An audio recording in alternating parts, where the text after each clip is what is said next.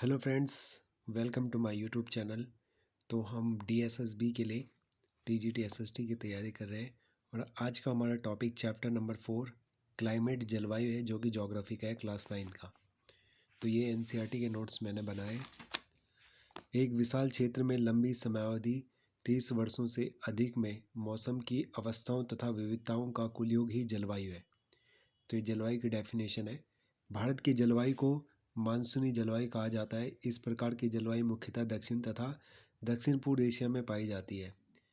मेघालय में 400 सेंटीमीटर वर्षा होती है और पश्चिमी राजस्थान में यह 10 सेंटीमीटर से भी कम है। देश के अधिकतर भागों में जून से सितंबर तक वर्षा होती है और मेघालय में ही मासिनराम और चेरापूंजी सर्वाधिक वर्षा वाले स्थान हैं। जलवायु को नियंत्रित करने वाले 6 प्रमुख कारक हैं: अक्षांश, तुंगता, तुंगता को ऊंचाई भी बोलते हैं, वायुदाब एवं पवन तंत्र। इसके अलावा समुद्र से दूरी, महासागरीय धाराएं तथा उच्चावच लक्षण। तो कुल 6 ये लक्षण हैं जो किसी भी प्रकार की जलवायु को नियंत्रित करते हैं। अक्षांश को लैटिट्यूड बोलते हैं, तुंगता को एल्टीट्यूड ऊंचाई, वायुदाब को हम बोलते हैं प्रेशर, एयर प्रेशर। इसके अलावा पवन तंत्र विंड सिस्टम, समुद्र से दूरी डिस्टेंस फ्रॉम सी, महासागरीय धाराएं ओशियन करंट तथा उच्चावच लक्षण को बोलते हैं रिलीफ फीचर। किसी भी क्षेत्र का वायु दाब एवं पवन तंत्र उस स्थान के अक्षांश तथा ऊंचाई पर निर्भर करते हैं। अगर हमें कहीं का भी एयर प्रेशर देखना है, किसी भी क्षेत्र का वायु दाब, तो वो उस स्थान वहाँ पे एयर प्रेशर किस हिसाब से, ये कैसे पता चलेगा कि वो कितने अक्षांश पर और कितनी ऊंचाई पर है। विश्व के अनेक मरुस्थल उपोष्ण कटिबंधीय भागों में स्थित महाद्वीपों के पश्चिमी किनारे पर है। उपोष्ण कटिबंधीय होते ना ज़्यादा ठंडे ना ही ज़्यादा गर्म। कर्क रेखा, कर्क ट्रॉपिक ऑफ कैंसर, जो कि 23.5 डिग्री नॉर्थ एक रेखा है हमारे ग्लोब पर। इंडिया को 2 बराबर पार्टों में इक्वल डिवाइड करती है। कर्क वृत्त पश्चिम में कच्छ के रण, जो कि कहाँ पे है, आपके राजस्थान में, से पूर्व में मिजोरम से होकर गुजरता है। किससे होकर? मिजोरम से होकर गुजरता है। कच्छ का रण ये आपका गुजरात में है शायद, कच्छ का रण। उपोष्ण कर्क रेखा का उत्तरी भाग देश का उपोष्ण सब ट्रॉपिकल कटिबंध क्षेत्र है, जो कर्क रेखा का उत्तरी है, और दक्षिणी भाग उष्ण कटिबंधीय है, ट्रॉपिकल जोन है, जहाँ पे ज़्यादा गर्मी होती है। भारत की जलवायु में उष्ण कटिबंधीय जलवायु एवं उपोष्ण कटिबंधीय जलवायु दोनों की विशेषताएं उपस्थित है। तो जो इंडिया का क्लाइमेट है उसमें दोनों तरह की जलवायु देखने को मिलती है। शीतोष्ण कटिबंध होता है टेम्परेट जोन। अब हम आगे देखेंगे इसी चैप्टर में। भारत उत्तर पूर्वी व्यापारिक पवनों वाले क्षेत्र में स्थित है। ये पवनें उत्तरी गोलार्ध के उपोष्ण कटिबंधीय उच्च दाब पट्टियों से उत्पन्न होती है। तो ये बात ध्यान रखनी है हमें कि भारत उत्तर पूर्वी व्यापारिक पवनों वाले क्षेत्र में स्थित है।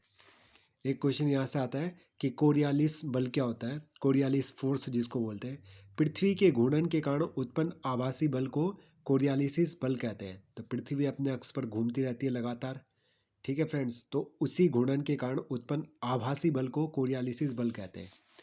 इंपॉर्टेंट है ये। अब जीर्ण धारा के बारे में पढ़ते हैं।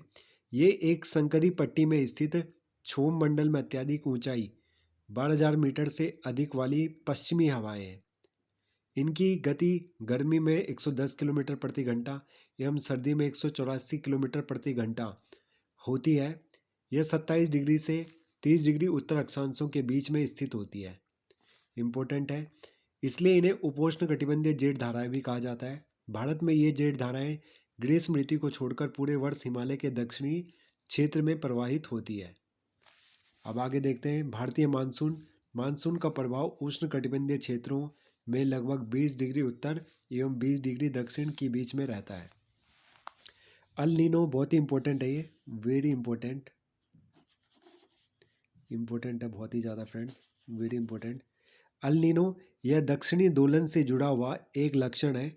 यह एक गर्म समुद्री जलधारा है। कैसी जलधारा है?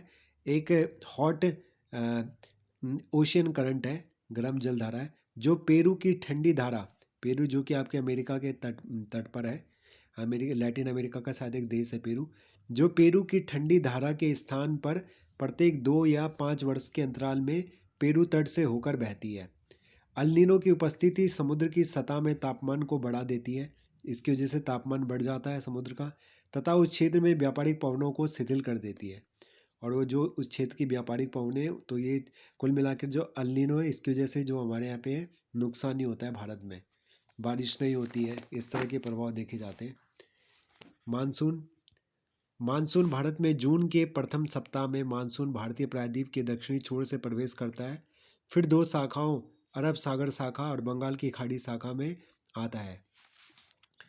अरब सागर शाखा 10 दिन के आसपास मुंबई पहुंचती है। बंगाल की खाड़ी शाखा भी तीव्रता से आगे की ओर बढ़ती है तथा जून के प्रथम सप्ताह में असम पहुंच जाती है। दिल्ली में सामान्यतः मानसूनी वर्षा बंगाल की खाड़ी शाखा से जून के अंतिम सप्ताह में 29 जून को होती है। द्वीपों पर मानसून की पहली वर्षा होती है, ये बात हमें ध्यान रखना है। और शीत ऋतु विंटर में मध्य नवंबर से फरवरी तक रहती है, जो शीत ऋतु होती है विंटर।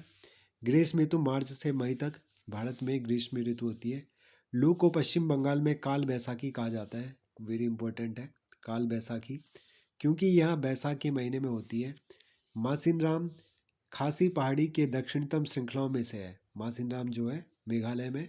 और स्टेलगेमाइट एवं स्टेलकेटाइट गुफाओं के लिए प्रसिद्ध है। स्टेलगेमाइट एवं स्टेलकेटाइट गुफाओं के लिए मासिनराम प्रसिद्ध है, तो ये इम्पोर्टेंट है। वर्षा का वितरण पश्चिमी तट एवं उत्तर पूर्वी भारत में लगभग 400 सेंटीमीटर वार्षिक वर्षा होती है, पश्चिमी तट और उत्तर पूर्वी भारत में। किंतु पश्चिम राजस्थान एवं इससे सटे पंजाब, हरियाणा, गुजरात के भागों में 60 सेंटीमीटर से भी कम बारिश होती है, तो ये बात हमें ध्यान रखनी है। तो ये पूरा चैप्टर हमने क्लाइमेट वाला जो भी इसकी इंपॉर्टेंट चीज़ें थी हमने कर लिया है। अब इसके बाद हम नेक्स्ट चैप्टर करेंगे फ्रेंड्स, ये है हमारा प्राकृतिक वनस्पति तथा वन्य प्राणी, नेक्स्ट जो चैप्टर है। तो आप इसी तरह वीडियो को देखते रहिए और इस तरह से ही मैंने नोट्स बना रखे। फिर मिलते हैं एक नए वीडियो में, तब तक के लिए बाय बाय।